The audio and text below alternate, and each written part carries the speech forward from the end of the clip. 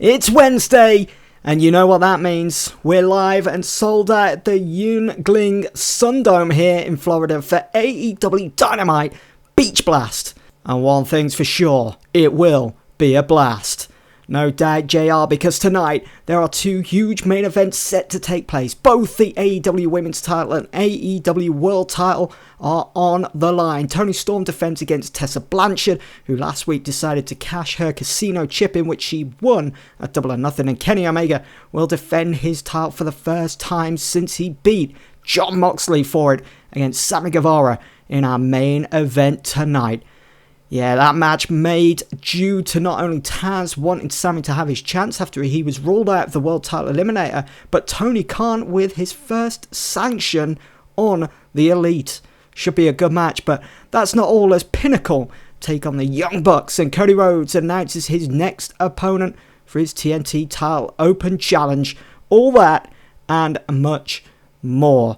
So, we're here in front of 9,039 fans at the USF Sundome for this edition of Dynamite, this special edition titled Beach Blast. So tonight we're going to see Santana and Ortiz, the #1 ranked tag team, against the Motor City Machine Guns. Also, War Machine take on Cobb and Cage of Team Taz after Cage drill clawed Sarah Rowe off the entranceway. And we'll also see the AEW Women's Championship on the line. Toni Storm defends against Tessa Blanchard. And also our main event tonight, Kenny Omega against Sammy Guevara. It's Kenny Omega's first defense of the AEW World Championship. But up next, kicking off this episode of Dynamite, it's Pinnacle, MJF and Hangman Adam Page against the World Tag Team Champions, the Young Bucks. Matt and Nick Jackson, the Young Bucks, the AEW World Tag Team Champions, make their entrance to kick off Dynamite with streamers exploding near ringside. And next is Pinnacle, MJF and Hangman Page, accompanied by the Nature Boy, Ric Flair. MJF climbs into the ring, mouthing off at the Young Bucks. Page is close behind, holding his glass of beer. Matt and Nick get in the face of MJF as the referee tries to pull them apart, tries to split it up. Matt slaps the beer right out of Page's hand and it goes everywhere. How could you, Matt? The ref calls for the bell as tensions are about to explode for this big tag team match between the Pinnacle and the Young Bucks. Now we know it was the Young Bucks that defeated FTR for the World Tag Team Championships back at Double or Nothing. And if you've been keeping up with all the recent episodes of Dynamite, you'll know why MJF and Hangman Adam Page have decided to challenge the Young Bucks here. And kicking off Dynamite, our first match of the evening, it's an exceptional match. The Young Bucks, of course, as tag team champions, defeat MJF and Hangman Adam Page in 22 minutes 42, and it was Matt Jackson that pinned Hangman Adam Page. I think if anyone was going to get pinned, the tag team champions weren't going to lose this match, but if anyone was going to get pinned, it was going to be Hangman Adam Page. He's already got that casino chip, which he can always cash in whenever he wants, so he's got nothing really to lose, whereas someone like MJF picking up a loss here would have certainly hampered his direction at the moment and his role as pretty much the leader of Pinnacle. Well, after the match, Matt Jackson and Nick Jackson celebrate a little too much. Matt Jackson having a lot of heat with Page as of late, hasn't he? Ric Flair is up on the ring apron, distracting them, and they take the bait. MJF takes this opportunity to low blow them both. Dax and Cash race out along with Wardlow. The beatdown begins on the tag team champions. MJF is relentless as he hammers away at Matt Jackson. Nick is on the receiving end of a big rig. Matt Jackson is busted wide open. The blood is pouring. It's streaming down his face.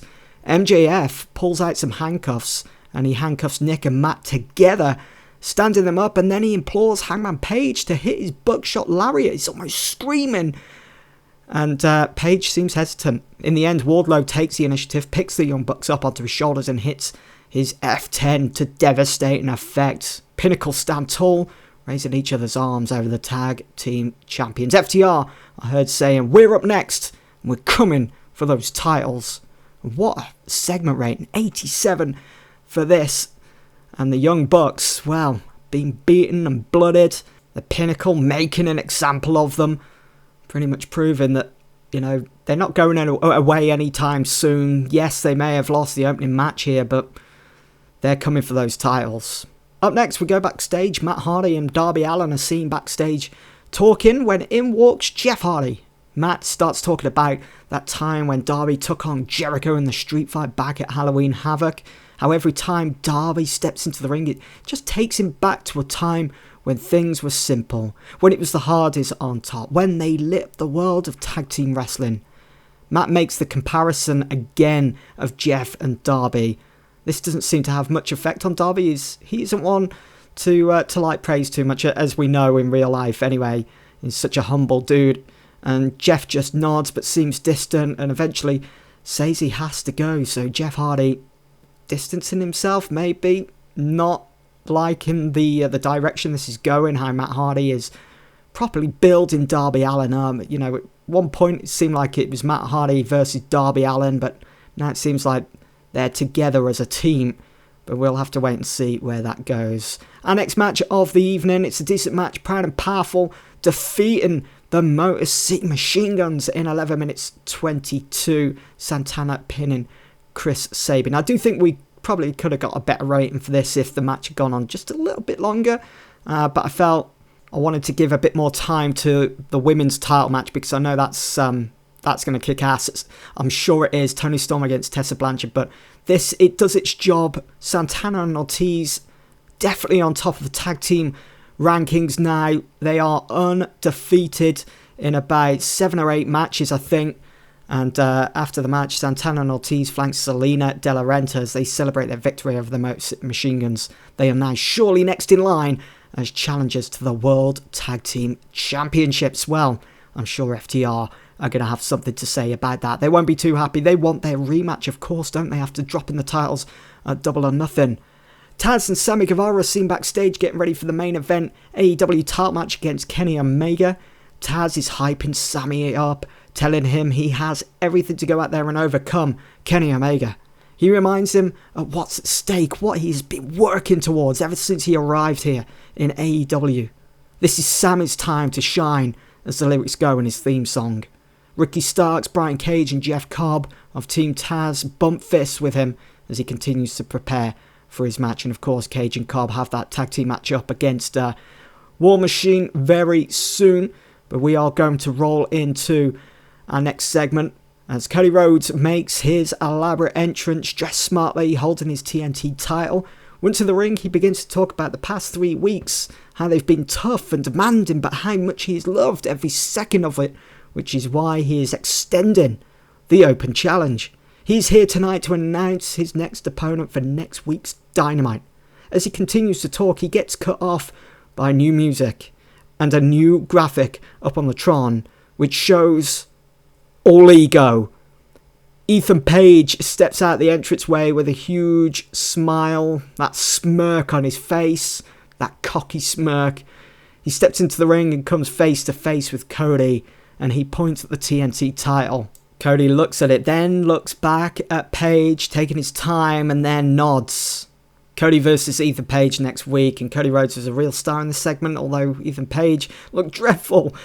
But saying that, his cocky gimmick got an initial rating of great, which is fantastic to see, and it was a really good segment, getting an 81 there between Cody Rhodes and Ethan Page, and I'm sure these two next week are going to kick ass in that match. A promo then plays. It's Miro, seen for the first time since his loss to Cody at Double or Nothing, where he dropped the TNT title. He seems more angry and more pissed off than usual.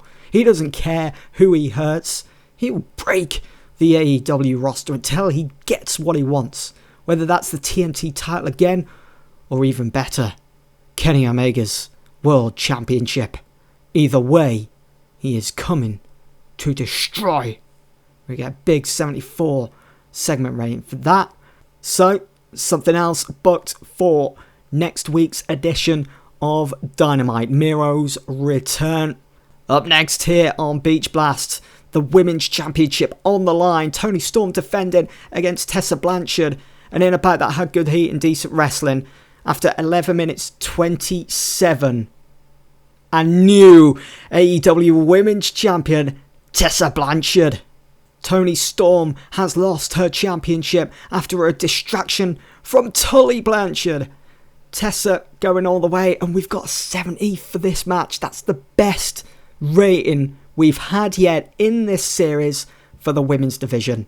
Tessa Blanchard with an in-ring performance of 60, Toni Storm with a 58, and I was expecting quite a decent rating, but a 70, that's more, that's exceeded expectations. And the match getting the crowd buzzing, fantastic, although I did put it up to 15, so I'm surprised it's finished at 11 minutes. After the match, Tessa Blanchard is almost brought to tears after beating Toni Storm to become the new AEW Women's Champion. She's on her knees, but sees her dad Tully climb into the ring clutching the title after he dashed out to distract Toni Storm. He hands the title to her and they both hug. Tully raises her arms to boos from the crowd. What does this mean?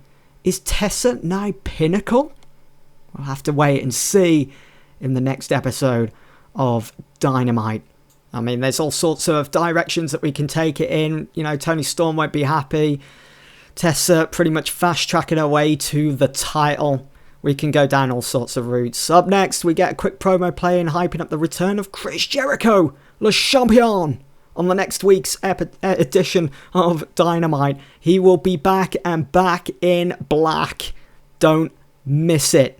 Big things planned for Chris Jericho and his return here in AEW. The last time we saw him, of course, was in that ambulance match at Double or Nothing.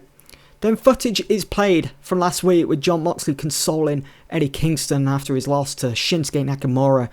Kingston clearly upset that he hasn't been able to help Mox, his old friend, twice now. The first against Kenny Omega and now Shinsuke Nakamura. Mox is appreciative of his help and would love nothing more than for Kingston continuing to be in his corner. Jon Moxley recognises the way AEW is going. It's gang warfare and there isn't anyone else he would want than Kingston fighting alongside him. If they are to go down, they go down together, fighting to the very end until the very last breath is taken from these lungs.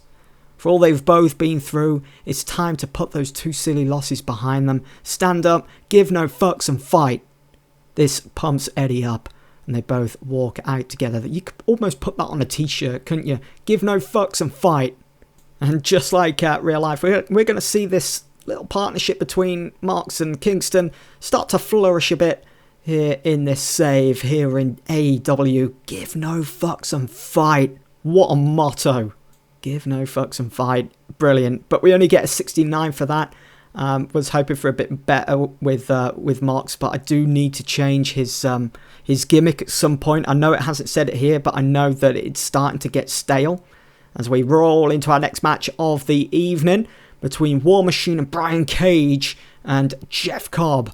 In a decent match, War Machine drew with Cage and Cobb in 13 minutes 45. It says double disqualification. It's supposed to say double count out. These two teams just to go out there and just absolutely go hammer and tongs at one another and just completely ignore the referee's count.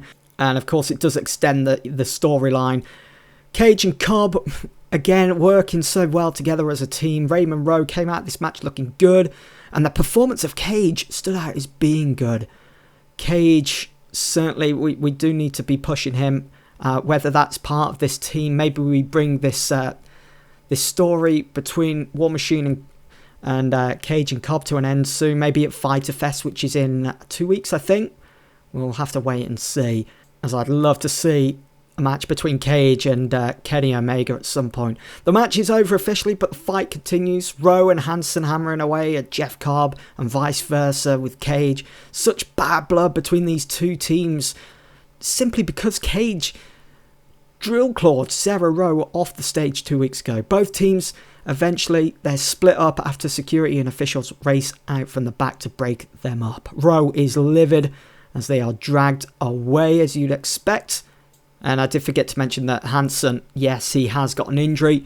How long he's going to be out for, I'm not sure. Hopefully it's not too long, but we can still play on the fact that Rowe was the one that was affected by Sarah Rowe being drill clawed off the stage.